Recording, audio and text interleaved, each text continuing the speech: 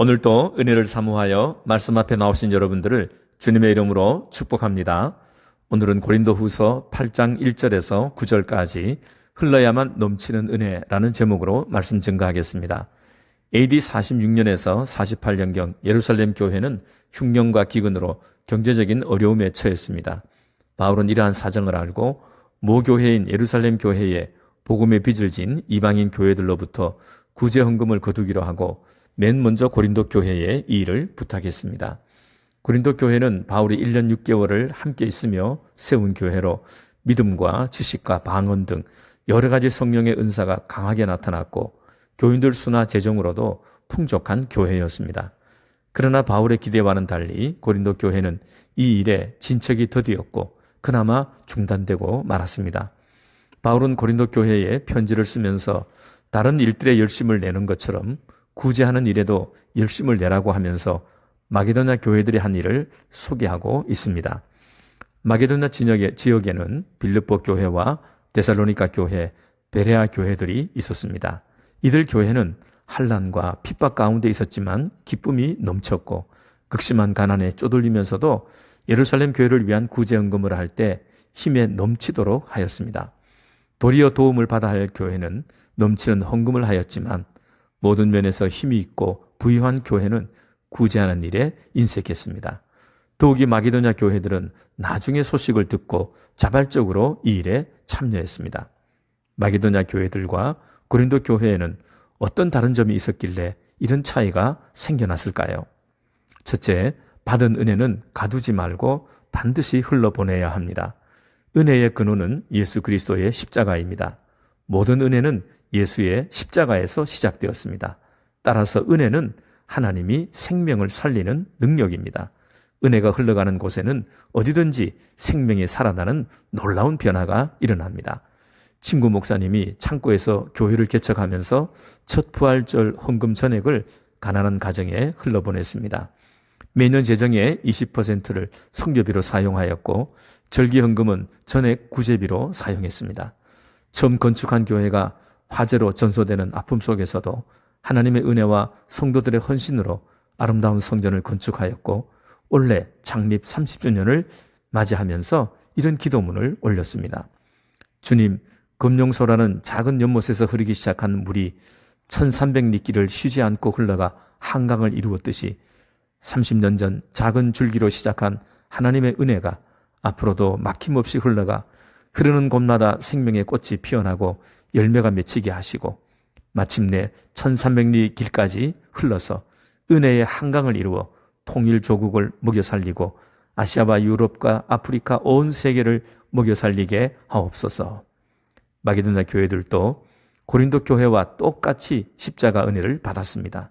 그런데 한 교회는 은혜를 흐르지 못하도록 가두어 놓았고 한 교회는 은혜를 밖으로 흘러보냈습니다.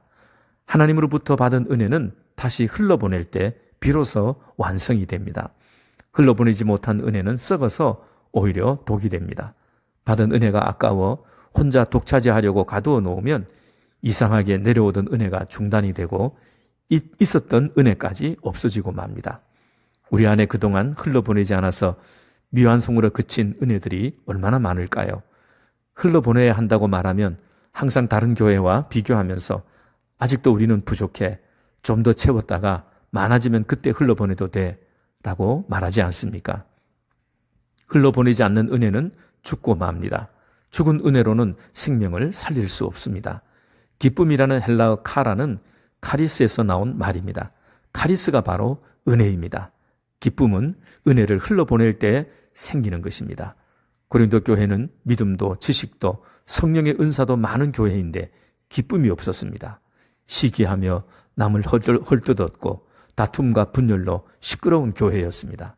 마게도냐 교회들은 환난과 핍박과 가난 속에서도 기쁨이 넘쳤습니다. 은혜를 흘러보내지 않으면 기쁨이 없습니다.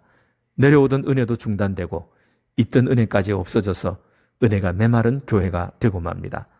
혹시 누구보다 많은 은혜를 받았으면서도 기쁨이 없습니까?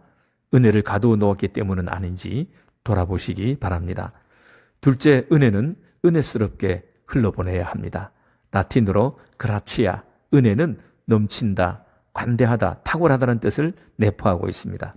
하나님의 은혜는 받을 자격이 없는 사람에게 값없이 주는 것이기 때문에 받는 사람 입장에서는 항상 과분하게 넘치며 가장 좋은 선물이 됩니다. 그러므로 은혜를 흘러보낼 때는 넘치게 넉넉하게 보내야 은혜를 은혜되게 합니다. 받을 때는 넘치게 받았는데 보낼 때는 인색하고 부족하게 보낸다면 주신 예수님이 어떻게 보시겠습니까?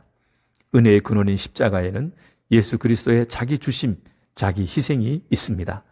은혜를 흘러보내는 구제헌금이나 기부금에는 자기 희생이 들어있어야 합니다. 누가복음 21장에서 예수님은 성전에서 가난한 과부가 헌금하는 것을 주목해 보시고 과부가 드린 2렙돈의 헌금이 다른 모든 사람들보다 더 많이 한 것이라고 했습니다. 다른 사람들은 풍족한 중에 일부분을 드렸지만 과부는 자기 생활비 전부를 드렸기 때문이었습니다. 우리가 은혜를 넘치도록 흘러보낼 때 최대의 장벽은 바로 자기 자신입니다. 자기를 넘어야만 넘치는 은혜가 됩니다.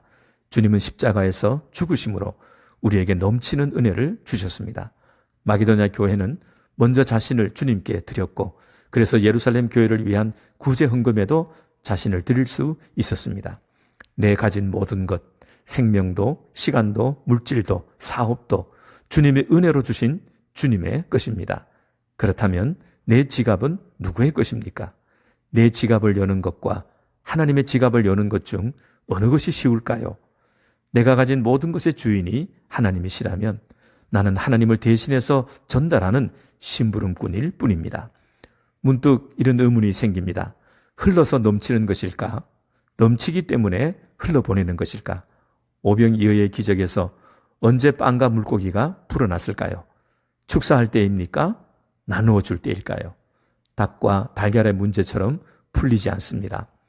불어난 것에 초점을 두지 말고 내 손에 있는 작은 것을 나누어 줄 한 사람만 보면 됩니다. 한 사람에게 주고 나니까 또 한 사람에게 줄 것이 생겼습니다. 그래서 또 주었습니다. 이렇게 하다 보니 오병이어의 작은 은혜가 5천 명이 배불리 먹고도 12강주리가 남는 어마어마한 은혜로 바뀌게 되었습니다. 물은 항상 낮은 곳을 찾아 흐르듯이 아무리 작은 은혜라도 은혜는 그것이 필요한 사람을 반드시 찾아서 흘러갑니다. 나보다 약하고 가난한 사람은 항상 있습니다. 흘러보내지 못할 만큼 작은 은혜는 없습니다. 셋째, 은혜는 그때그때 떼어놓아야 합니다. 평소에 안 하다가 한 번에 다 하려 하지 말고 은혜를 받았을 때마다 조금씩 떼어놓아야 합니다.